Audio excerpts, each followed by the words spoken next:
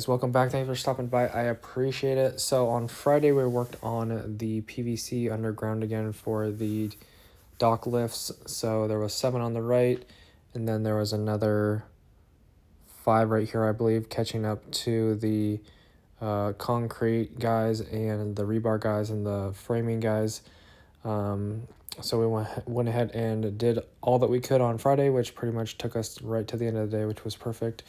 As you can see, we got caught up to those guys where there was no more forms or anything. And then today, I don't know when or if, but we got a huge load of EMT pipe for the building, which is probably $300,000 to $500,000, which is crazy. Each stack is like $3,000 to $5,000. From there, we went ahead and demoed out the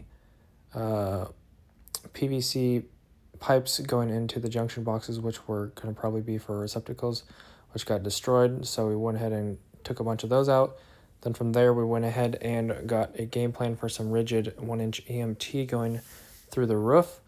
And then I worked on making a few more lighting whips for the outside lights. And after that, I went ahead and prefabbed up some trapezes for some guys for tomorrow.